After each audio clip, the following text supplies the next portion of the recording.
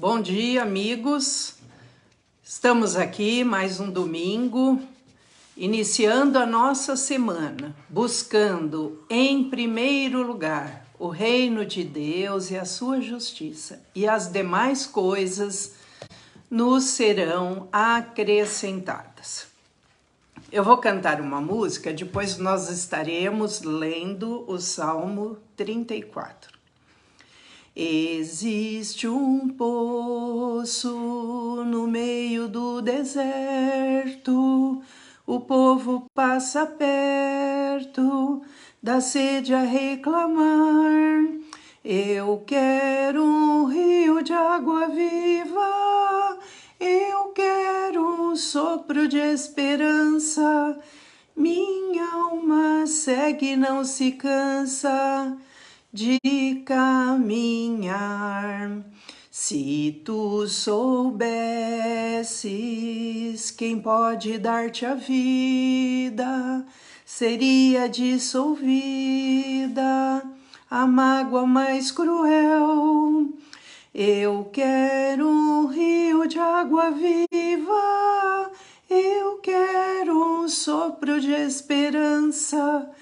Minha alma segue e não se cansa de caminhar. Jesus é a vida, vencendo toda a morte, mudando a nossa sorte, livrando-nos do mal. Eu quero um rio de água viva, eu quero um sopro de esperança.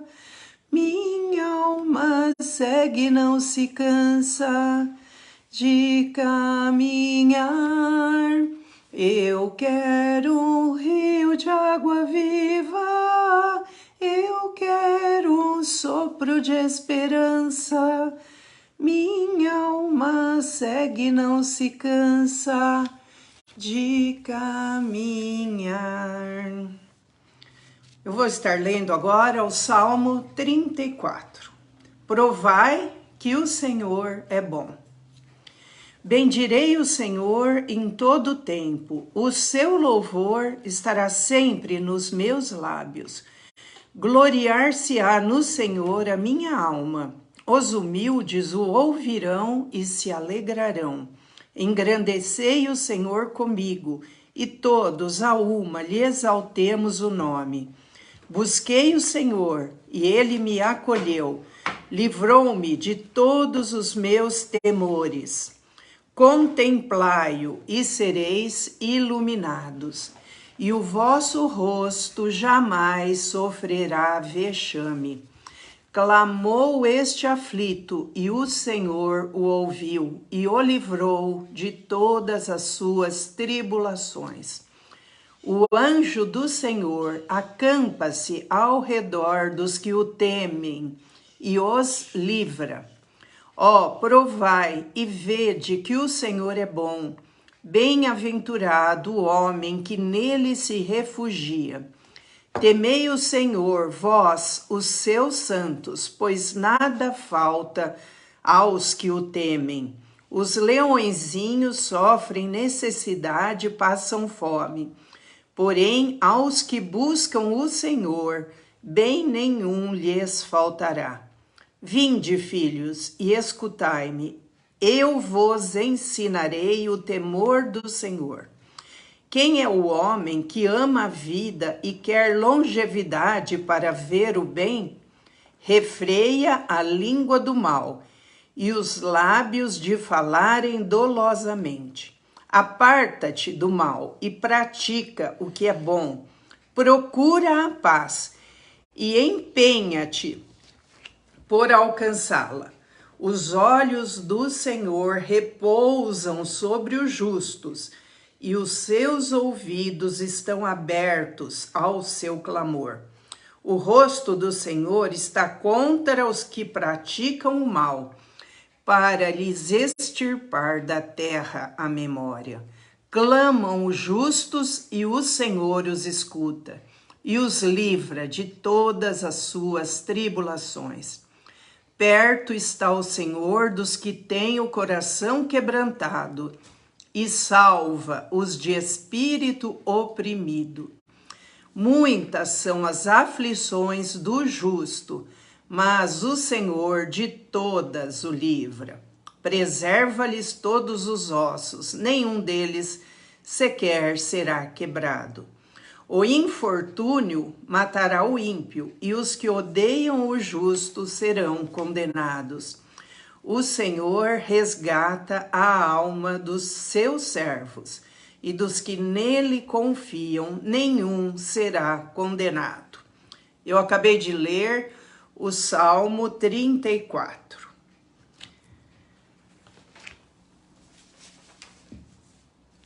O Senhor resgata a alma do seu servo, e dos que nele confiam, nenhum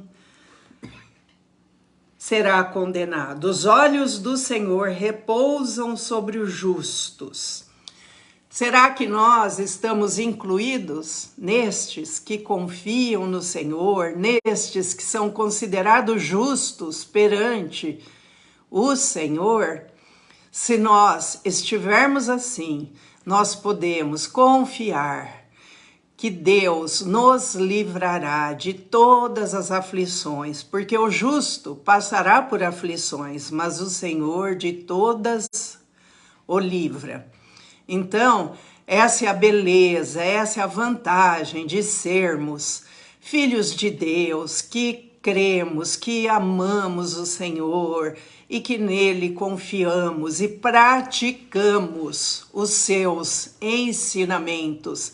Andamos de acordo com aquilo que ele nos propõe, em amor, em santidade, em justiça, em misericórdia, em perdão. Tudo aquilo que Jesus nos ensina, se praticarmos, nós seremos como aquele homem que construiu sua casa sobre a rocha. E vieram os ventos, as tempestades, e não a conseguiram destruir. Então, hoje, domingo, mais um dia de estarmos crescendo na graça e no conhecimento de Deus. Porque sem conhecer a Deus, como teremos fé? Como poderemos saber o que Deus quer de nós? Por isso que a cada domingo nós estamos aqui também, para termos o nosso momento de estudo bíblico, de compreendermos plenamente a palavra de Deus. Deus nos abençoe, nos fortaleça na fé a cada dia, que estejamos confiando no nosso Deus e em Jesus Cristo, nosso Salvador e o nosso Senhor. Oremos. Senhor nosso Deus, nosso Pai, muito obrigada, Senhor, porque sabemos que os teus olhos estão atentos ao clamor dos justos, aqueles que se entregam a Ti, que andam nos teus caminhos, que o Senhor ouve o nosso clamor, livra-nos de todas as nossas aflições.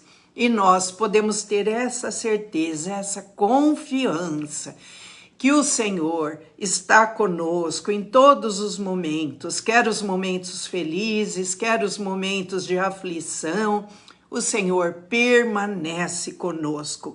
E essa é a confiança que nós temos, é a alegria de servir ao Senhor nosso Deus. Obrigada, Senhor, pela semana que passou, pelas bênçãos, pelas vitórias, pelos livramentos, aqueles que vimos e aqueles que não vimos. Porque os anjos do Senhor acampam-se ao nosso redor e nos livram de todo mal, e nós cremos nisso. Abençoa, Senhor, primeiro aqui nós, eu, Michel, nossa família, nossos filhos, nossos netos, que cada um deles possam ter essa certeza também de Jesus Cristo em suas vidas, possam se entregar plenamente a eles e que eles andem também no teu caminho de santidade. E abençoa também a todos que estão participando conosco. Abençoa cada um, que seja cheio da tua graça, do teu Espírito Santo. E abençoa os seus lares, as suas famílias, seus filhos, todos os seus queridos, que nenhum mal venha sobre eles, que eles sejam guardados, protegidos e abençoados. E aquele que está passando por aflição, estenda, Senhor, a tua mão e dá o teu alívio, o teu refrigério. Obrigada, Senhor, por tudo. Abençoa agora o estudo bíblico que vamos ter. Sê com Michel, dá ele sabedoria, entendimento, discernimento espiritual para transmitir a palavra do Senhor, que é viva e eficaz. Fica conosco, Senhor, no decorrer desse culto, no decorrer deste domingo e no decorrer desta semana. Em nome de Jesus oramos. Amém. Amém. Bom dia, irmãos. Bom dia, irmãs. A graça e a paz de Cristo seja com todos vocês nessa manhã de domingo e no transcorrer dessa nova semana. Gostaria que os irmãos abrissem Gálatas, capítulo 2, o versículo 19 a 21, que nós estamos falando para vivermos o ano aceitável do Senhor. Estamos trabalhando a cada domingo um conjunto de conceitos que são fundamentais para expressarmos a nossa vida como cristão. Então, o tema que eu quero trabalhar hoje é o que é ser cristão. Gálatas 2, 19 e 21, lemos o que Paulo escreveu. Porque eu, diz Paulo, mediante a própria lei, morri para a lei, a fim de viver para Deus. Estou crucificado com Cristo. Logo, já não sou eu quem vive, mas Cristo vive em mim. E esse viver que agora tenho na carne, vivo pela fé no Filho de Deus, que me amou e a si mesmo se entregou por mim. Não anulo a graça de Deus, pois se a justiça é mediante a lei, segue-se que morreu Cristo em vão. Então, nós sabemos que existem duas condições em que nós temos que compreender o que é ser um cristão. É ser um pequeno Cristo. O que é ser um pequeno Cristo? As pessoas, quando Jesus esteve aqui, começaram a segui-lo e eles passaram a ser chamados aqueles que seguem aquele que se diz que é o caminho, a verdade, a vida. Então eles eram conhecidos como os do caminho. Mas em Antioquia, pela primeira vez, essas pessoas, da forma como elas viviam, não num contexto religioso, mas como elas se encontravam, como elas se relacionavam, não só entre elas, mas também com o mundo que estava ao seu redor, eles passaram a ser conhecidos, esses que seguiam a Jesus, os do caminho, para a palavra cristão. A palavra cristão quer dizer pessoas que parecem com Cristo, um pequeno Cristo, que não é o Cristo, mas que tem a expressão desse Cristo na sua vida. Quem já não ouviu dizer essa expressão? Me pegaram por Cristo hoje. Eu não fiz nada. Ainda falaram que eu fiz algumas coisas aí que totalmente errado e me pegaram por Cristo. Estão me crucificando. Veja como é interessante. Essa é uma expressão que as pessoas falam assim, mas não percebe que estão falando um fundamento teológico que às vezes passa a respeito do que é ser um cristão. Jesus, ele se submeteu à identidade, o Jesus homem, que nasceu aquele menino de Maria, se submeteu à identidade de Cristo. E ele se santificou a si mesmo, ele negou a si mesmo, na sua forma divina, como ele é, o Filho único legítimo de Deus. E agora o Verbo, a palavra de Deus, o Cristo se faz carne, habita entre nós. E ele passou a expressar com a sua alma a vontade de Deus. Então ele se tornou, Jesus, ele se tornou um Cristo se dando a nós, ou se entregando a nós. O caminho da salvação é a cruz de Jesus, que se fez o Cristo em favor de todos nós, para revelar quem? Como um filho, o Cristo nascido, gerado pelo Espírito Santo, o único Filho de Deus, o último Adão, ele se faz agora a expressão daquele que revela o Pai Celeste. Essa é a razão de nós podermos entender por que Jesus disse o seguinte: você quer ser meu discípulo? Negue-se a si mesmo, tome a sua cruz e siga-me. Esse contexto é mais ou menos o que o Paulo disse aqui. Ele diz: já não sou eu quem vivo, mas Cristo vive em mim. Quando nós pensamos num contexto de justiça, a gente pensa também num contexto de direito. Justiça não é direito, embora contenha direito na justiça, mas a justiça não é direito. Quando nós falamos na justiça, nós estamos nos referindo a uma palavra grega que é dikaios. Então a justiça é o que nós chamamos de dikaiosune, que é, no sentido mais estrito, dar a quem de direito, mas num sentido mais amplo, é ser uma pessoa como Deus fez para sermos formados para expressarmos a sua graça onde estivermos. Jesus veio exatamente revelar isso. Ele, sendo um justo, se fez justiça para revelar para nós o Pai Celeste e nos tornar nessa condição de sermos também justificados, para sermos justos e praticarmos a justiça.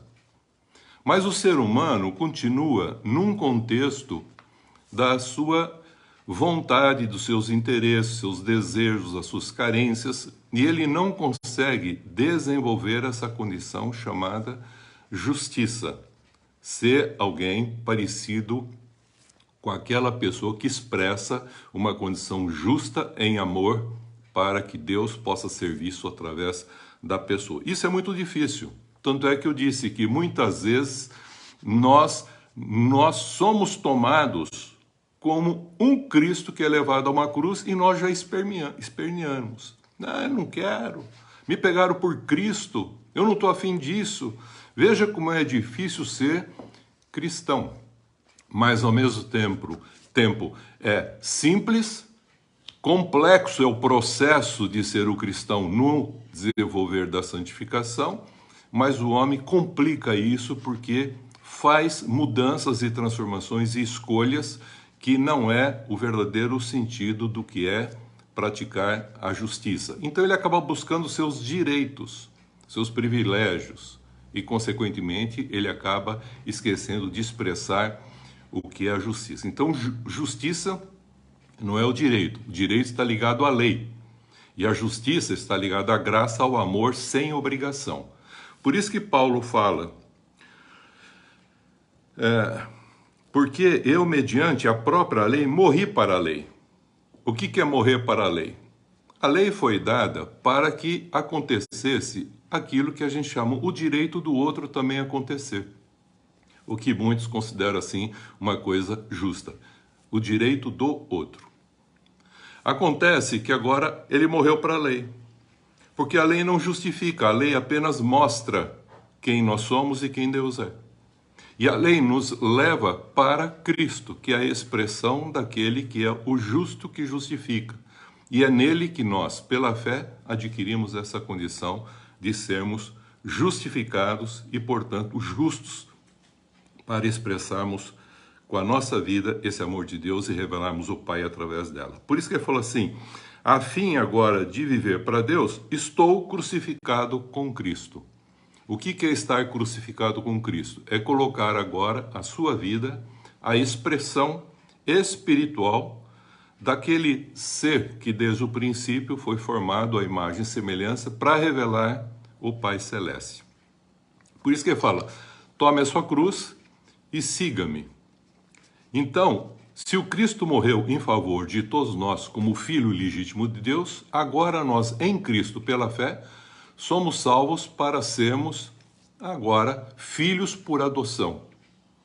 E filhos por adoção, agora queremos também expressar o Pai. E para isso, nós precisamos espontaneamente a ser um Cristo a revelar. É o que ele diz aqui. Agora quem vive em mim já não sou eu fazendo a minha vontade, mas é Cristo, o Verbo, a palavra de Deus, que agora direciona os desejos, as vontades e as carências para fazer com que aconteça a comunhão para que eu possa expressar o Pai aonde eu estiver, amando todas as pessoas e crescendo nesse processo de santificação, que é um processo complexo, mas não é complicado. Então, Jesus fala, como você viu eu fazendo, imita-me. O que eu fiz? Eu neguei a minha condição divina para ser o unigênito de Deus, tornar agora o primogênito entre muitos irmãos, para, sendo o Cristo, expressar agora o amor de Deus Pai, para que você possa agora também, me imitando, ser um pequeno Cristo. E para isso, você tem que fazer com que a sua alma seja a expressão desse Cristo. Jesus Cristo não veio, queridos, contemplar as nossas carências, os nossos desejos. E muitos acham que crendo em Jesus, no contexto de uma crença, de um relacionamento e não de uma comunhão com Ele, vai obter as coisas que deseja, que quer, que almeja, que busca, e fala que isso é fé. Fé não é para obter alguma coisa. Fé é que você já obteve todas as coisas e agora você expressa com a sua vida essa fé para ser um justo e um justificador de tudo aquilo que é necessário aonde você se encontra. Então Jesus veio para transformar a nossa consciência, para que a nossa alma passe a expressar agora não mais os nossos desejos, carência com a nossa vontade carnal, mas sim o propósito eterno de Deus.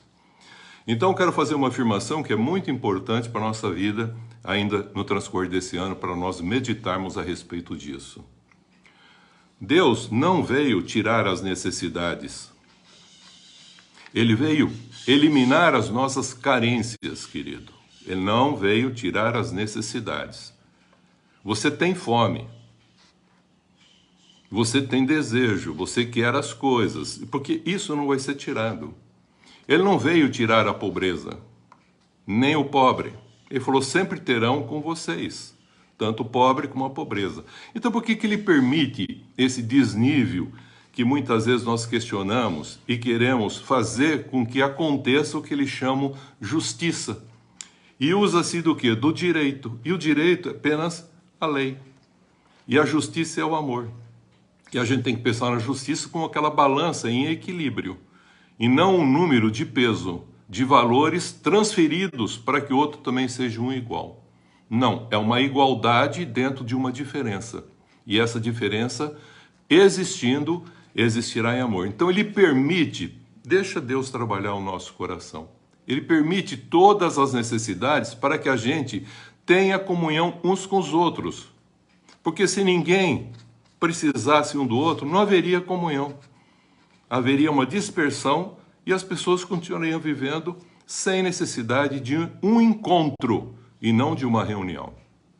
Então é importante nós entendermos que a necessidade estará sempre com a gente, para que a ocasião de exercer a comunhão, quer com Deus e quer com o nosso próximo, esteja realmente presente em nossas vidas. Isso porque tudo já está, como ele diz, preparado. Então vamos entender o contexto primeiro do que Jesus fez por nós, salvação.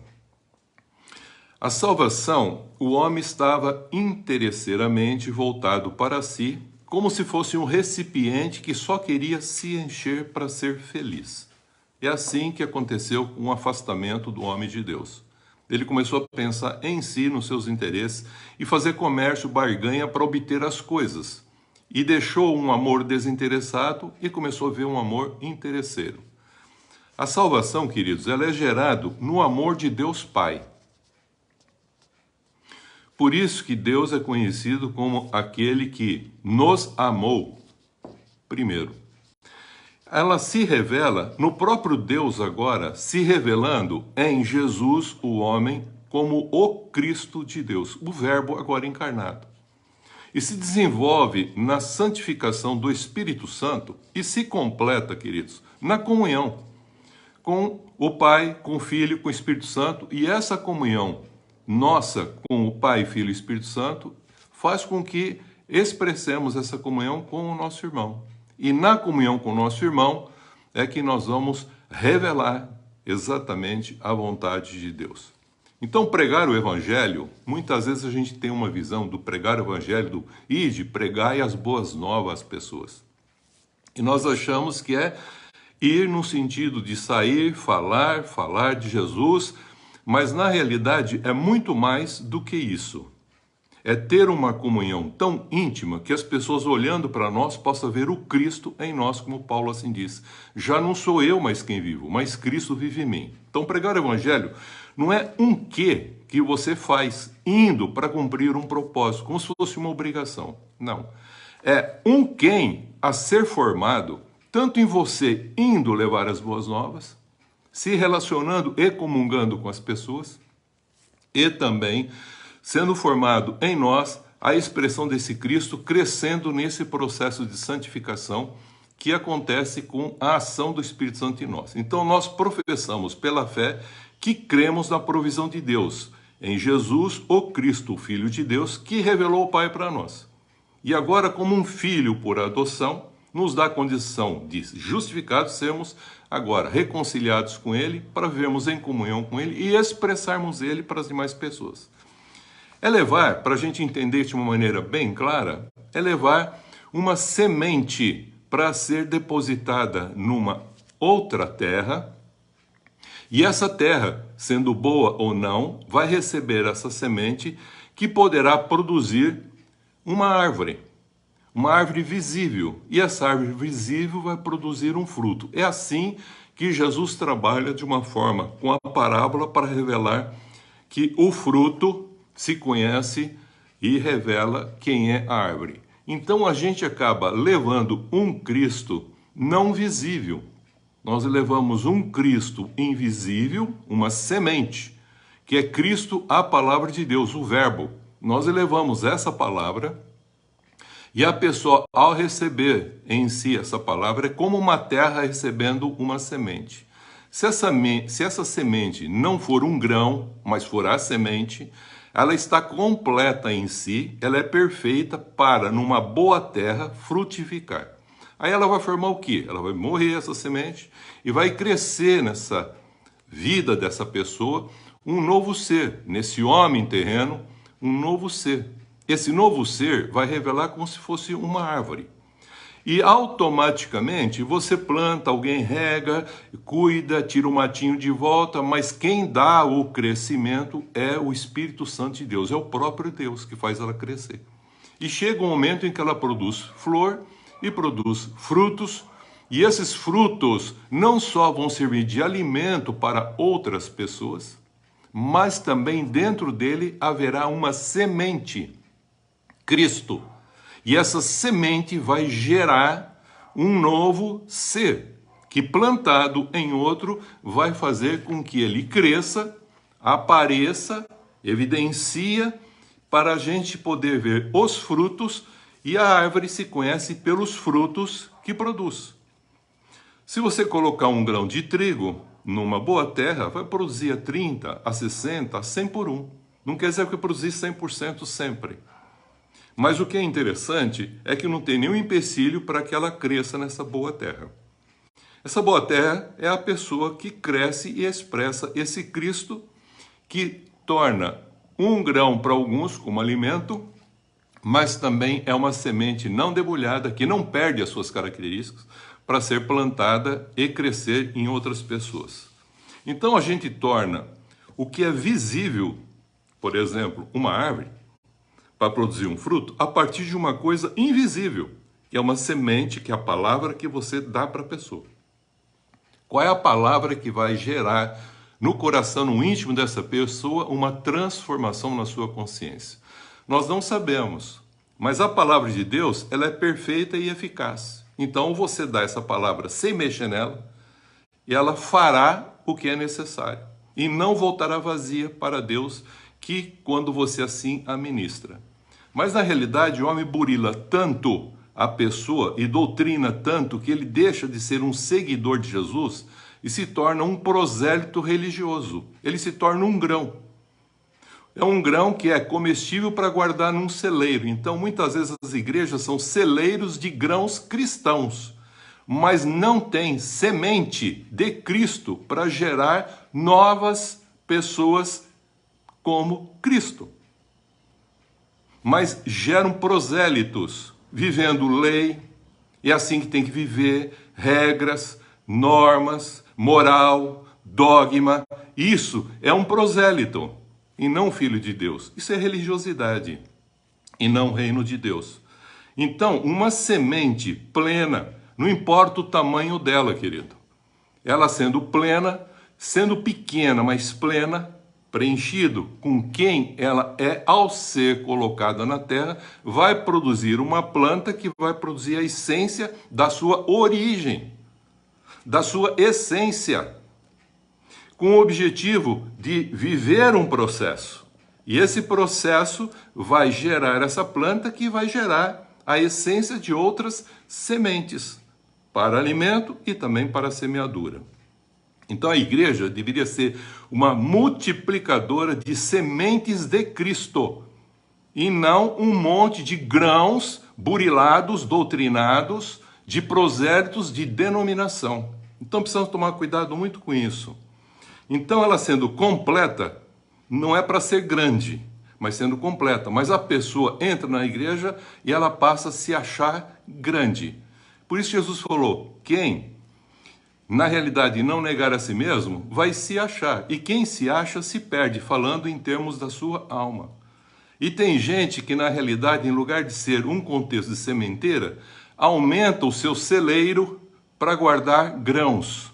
E na realidade deveria aumentar, não é o celeiro, é aumentar a sementeira para produzir novos cristos para vivenciar no mundo. A semente que na realidade recebemos é a palavra de Deus. Cristo é a palavra de Deus. E recebemos o verbo de Deus, que é a ação. O que é visível só tem sentido quando revela o invisível quanto à sua origem, a sua essência, a sua identidade.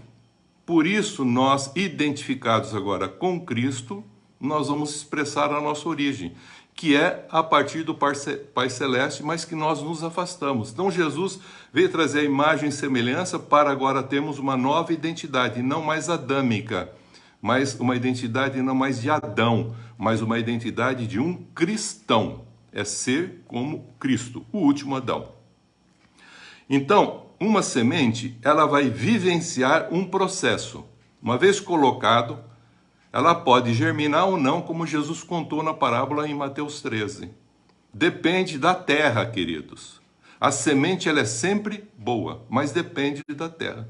Mas a semente pode também não ser boa, dependendo como ela foi trabalhada e colocada no coração das pessoas. Então tudo isso a gente tem que analisar para que as coisas aconteçam segundo o processo como Deus assim gostaria que eu fosse. Por isso que fala, a palavra de Deus é viva e eficaz, está lá em Hebreus 4:12. Mais cortante do que uma faca de 2 gumes. Entre alma e espírito, ela entra no que nós chamamos de uma consciência nossa, para que a gente possa compreender e entender a vontade de Deus e expressá-la com a nossa vida. E o que nós fomos formados? Nós somos formados, à imagem e semelhança de Deus, para, na realidade, expressar a sua glória, glorificar o nome de Deus e louvar o seu nome através de uma vida com alegria, e não um contexto de buscar a satisfação pessoal ou interesse pessoal para ser feliz.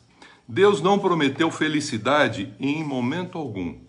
Ele falou, bem-aventurado, feliz é aquele que está numa condição de ser uma terra produtiva para receber essa semente que é Cristo e expressar esse Cristo, alimentando pessoas e sendo uma semeadura para outros crescerem e terem esse Cristo vivo em seus corações. Então, todo filho de Deus é formado numa consciência de amor de Deus Pai, numa evidência da natureza da sua graça, que é Cristo revelado, que é a essência, que veio e nos mostrou para nós a palavra de Deus encarnada. Então a gente precisa encarnar esse Cristo, essa palavra. E o Espírito Santo vai fazer o que nós precisamos, que é a santificação e a comunhão, que é o propósito maior de termos essa união com o Pai e com os irmãos. Então a igreja não se reúne para consumir o que é visível, aparente, relativo, temporal, de seus interesses, mas ela se reúne para multiplicar e tornar aquilo que é invisível, fazer com que aquilo que não é aparente e aquilo que é absoluto seja uma expressão de uma realidade nesse mundo que nós nos encontramos.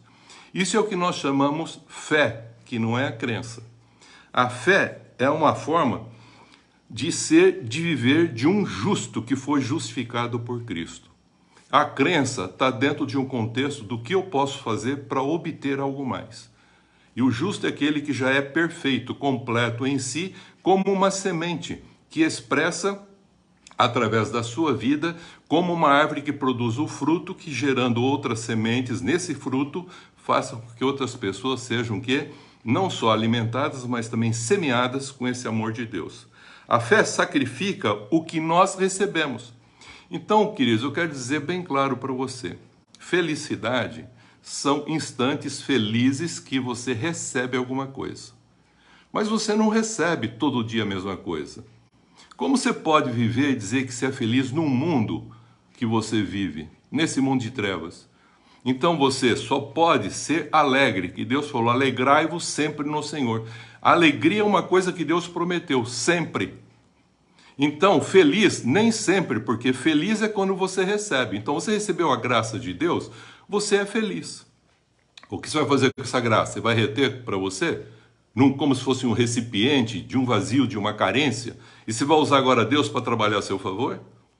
Ou você vai usar essa graça que você recebeu com gratidão para expressar essa gratidão, para que com alegria você compartilhe esse fruto, para que o outro se alimente dele, como também a semente que gerou em você esse Cristo.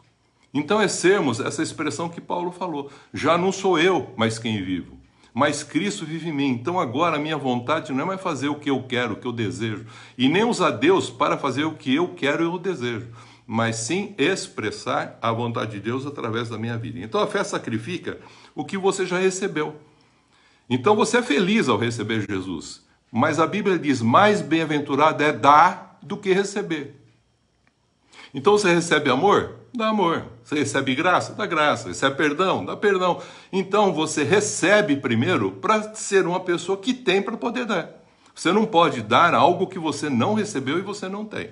Então é isso que ele está falando. A fé sacrifica o que recebeu, não é para obter mais coisas, mas ela sacrifica para ser a expressão daquilo que Deus nos formou para sermos, a expressão dele onde estivermos. Então a gente pergunta lá, então, mas o que é a tentação?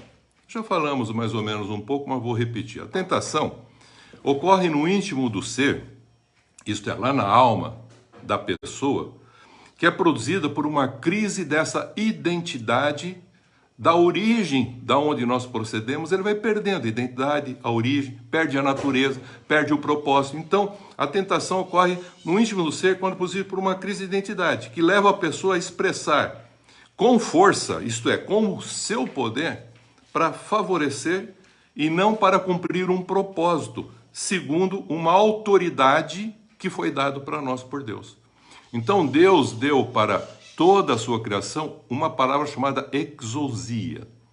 Exousia significa o contexto de um poder que foi dado ao homem para governar, para administrar, para julgar, para analisar, para viver, para escolher. Ele foi dado isso aqui, mas é exousia.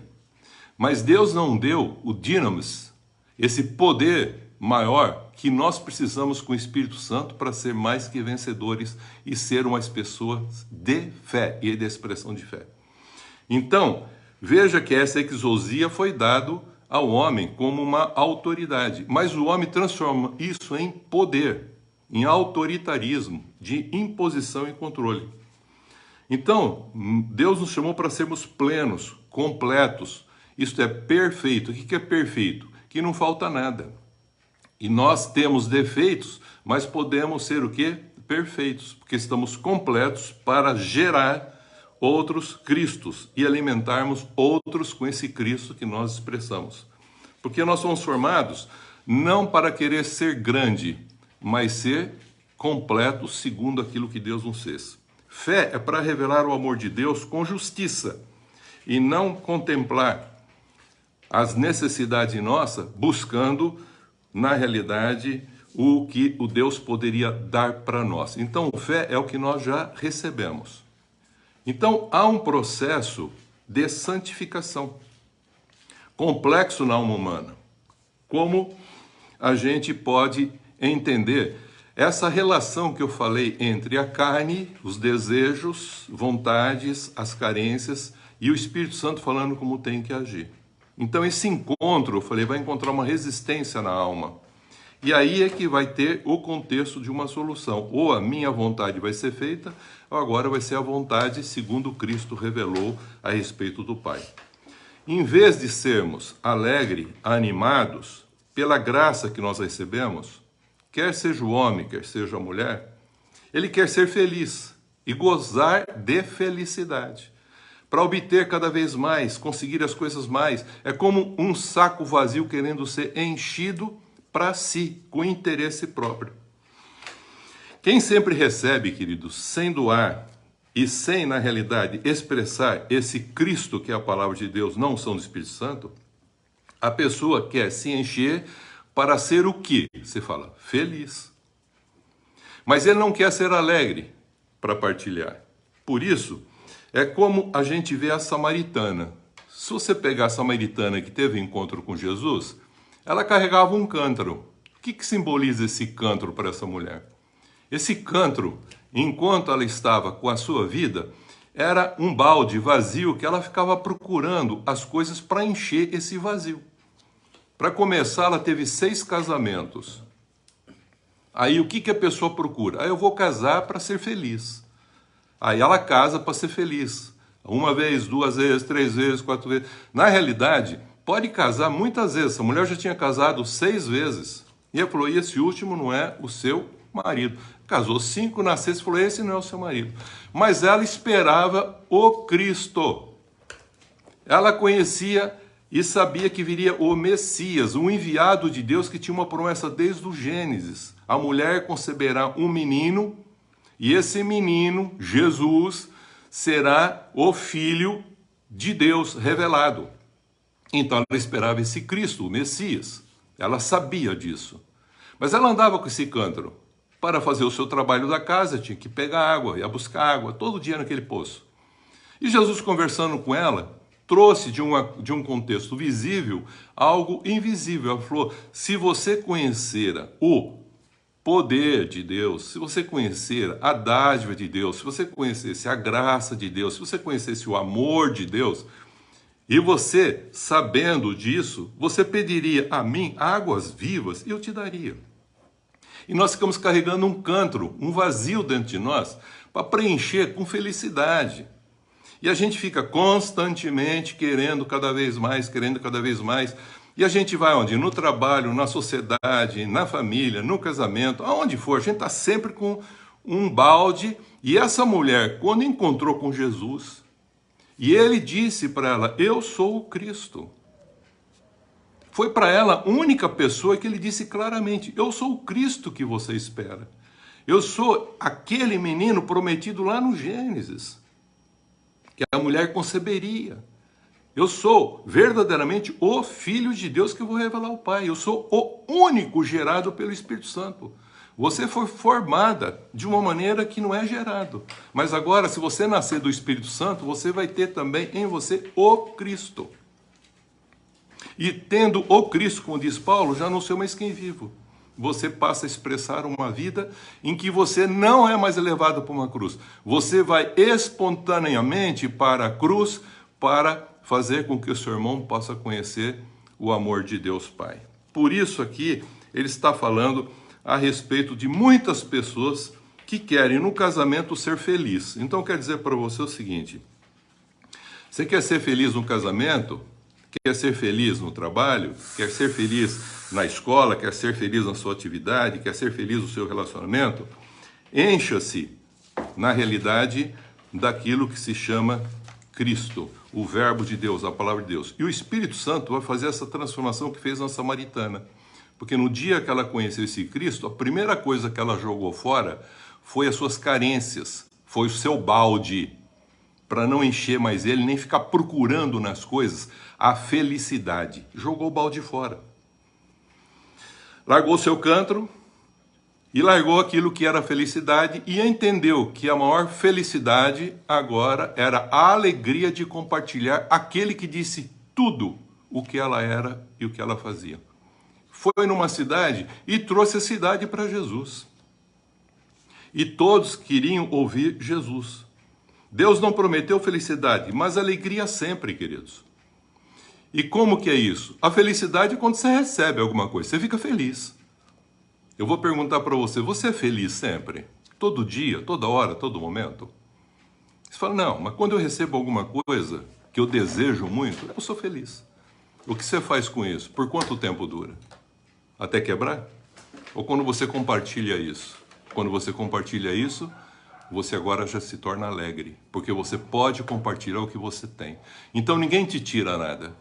Você dá, e se dá espontaneamente.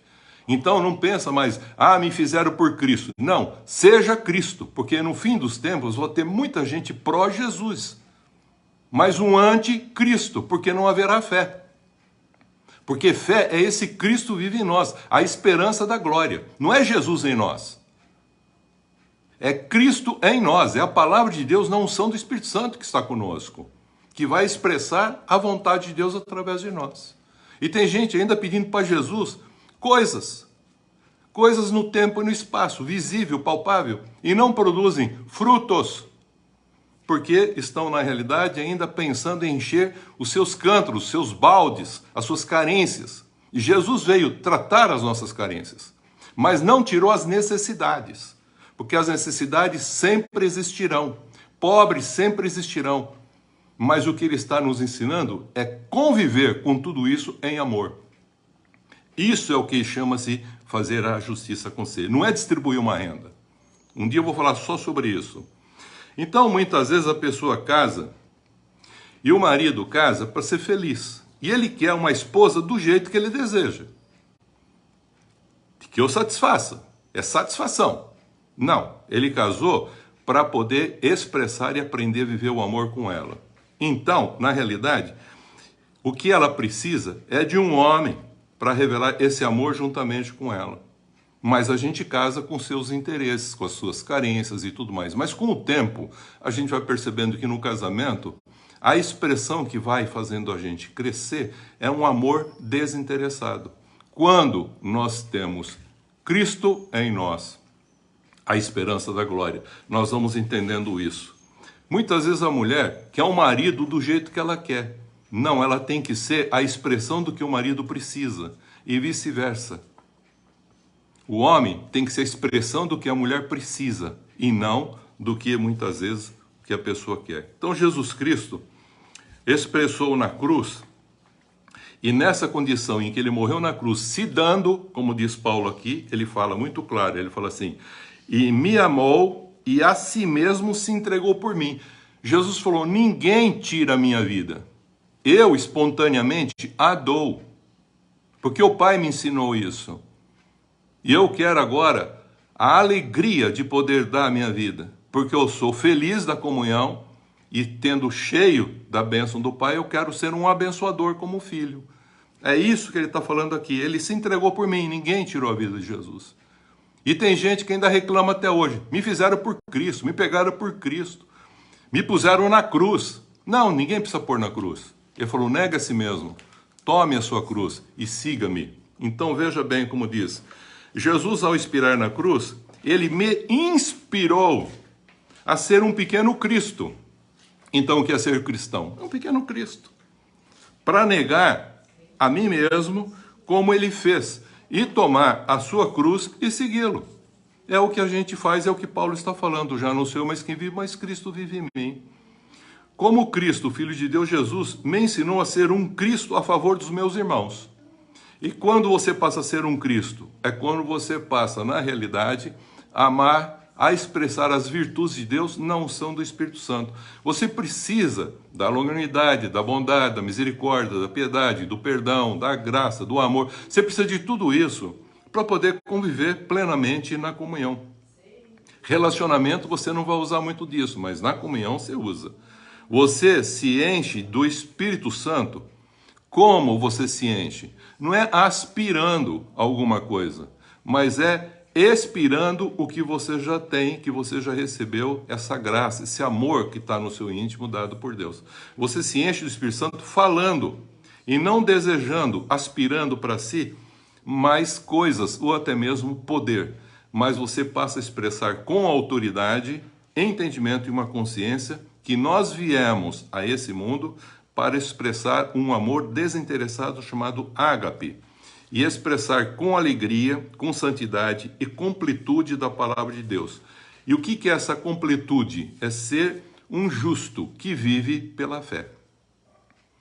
A criação de normas, para eu encerrar aqui, trabalhar duas palavras. A criação de normas, regras e leis é para gerar uma justiça de direito e não uma justiça de pessoa, uma justiça de direito.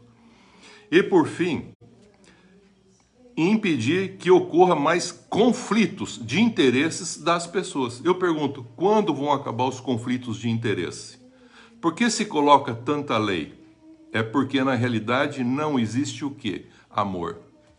Aonde tem muita lei, não tem amor. Aonde tem muito amor, não precisa mais de lei. Por isso que Paulo falou, eu morri para a lei. Porque a lei não justifica. Embora ela tenha um sentido bom, real, que me dá um contexto de direito e de justiça para o outro, mas é muito restrito.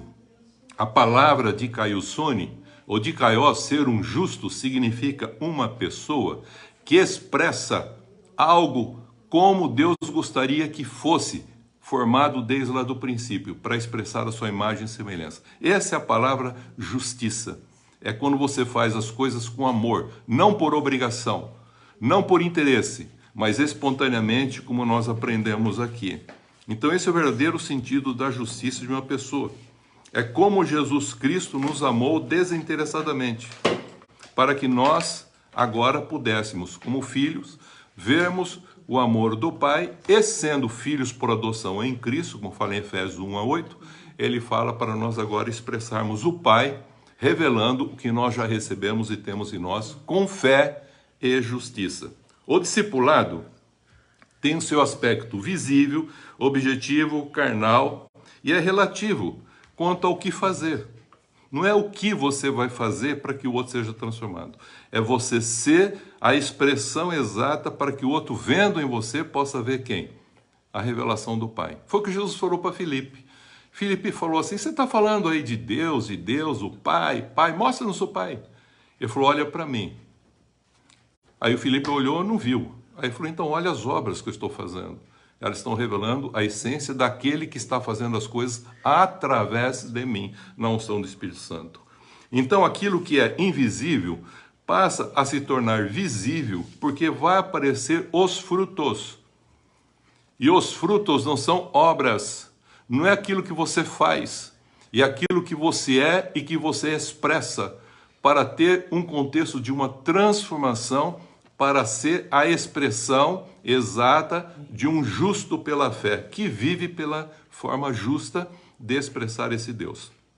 A igreja não se reúne, mas se encontra para entender e compreender o que Deus já fez, faz e fará. Por isso que você vai encontrar em Apocalipse 2:3, falava: ouça o que o Espírito Santo diz às igrejas. Ouça o que o Espírito Santo diz. Não ouça o que outros dizem, mas o que o Espírito Santo diz, o que o Pai diz através do Filho, o que o Filho diz para nós e o que o Espírito Santo está revelando para nós. Então, em resumo, esse Apocalipse 2:3 revela você, como igreja, ter o mesmo sentimento que houve em Cristo Jesus, para que você volte agora a uma submissão a Deus e não uma subserviência, uma obrigação de fazer as coisas para receber, mas agora ser para expressar. Então tome a sua cruz e siga Jesus. Jesus Cristo é o nosso Salvador, porque Ele não salvou a si próprio, queridos. Ele se entregou por nós. Então, muitas vezes, quando a gente quer salvar a gente mesmo, a nossa alma reage. Mas quando a gente quer expressar o amor de Deus, a nossa alma age na unção do Espírito Santo. E é só assim é que nós vamos restabelecendo na nossa alma aquilo que nós perdemos por causa do pecado. Jesus, como Salvador, se submeteu ao Pai para se tornar o Cristo em favor de todos nós. E agora Ele quer que cada um de nós também se torne um pequeno Cristo para poder fazer com o seu corpo, a igreja, a expressão desse Deus, sendo um frutificador de alimento e ao mesmo tempo de sementes para gerar novos Cristos. Então não é doutrinar uma pessoa para uma instituição, uma denominação religiosa. Domingo que vem eu vou falar sobre nomes e dar nomes. Deus permitiu o homem dar nomes e os homens colocaram muitos sufixos em nomes com um objetivo único de interesse, mas não colocaram o verdadeiro nome de um verbo da palavra de Deus para fazer com que a pessoa atue como um filho de Deus e gere filhos de Deus. É sobre isso que eu vou falar domingo que vem. Que Deus abençoe em Cristo Jesus, que a gente possa entender o que nós estamos falando, nos preparando para ser um ano aceitável do Senhor e tomando esses cuidados que nós mencionamos hoje. Você quer ser a expressão exata de uma pessoa de fé e justiça?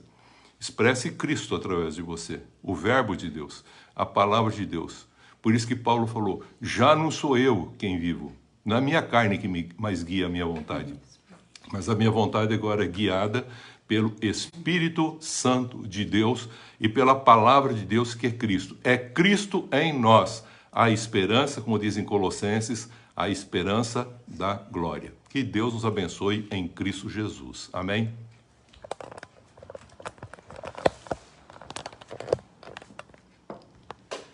Vamos cantar uma música antes de orarmos.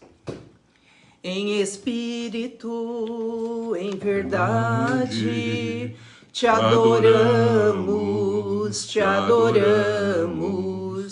Em espírito, em verdade, te adoramos, te adoramos. Rei dos reis e Senhor, te entregamos nosso viver. Rei dos reis e Senhor, te entregamos nosso viver.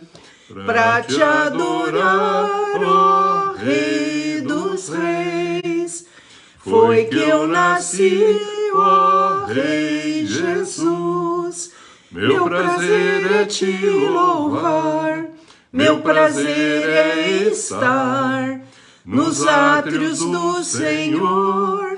Meu prazer é viver na casa de Deus, onde flui o amor.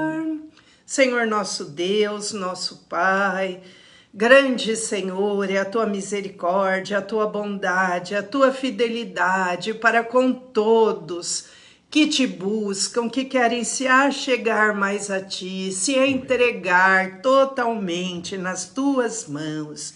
Ó Espírito Santo amado, esteja conosco a cada dia, a cada manhã, a cada momento, que o Senhor dirija os nossos passos, as nossas vidas, para não cairmos em tentação, para sermos fortalecidos e vitoriosos. Ajuda-nos, Senhor, dá-nos da tua bênção, da tua proteção, e ajuda-nos a sermos essa luz no mundo, que todos que olhem para nós possam ver a alegria do Senhor. Amém.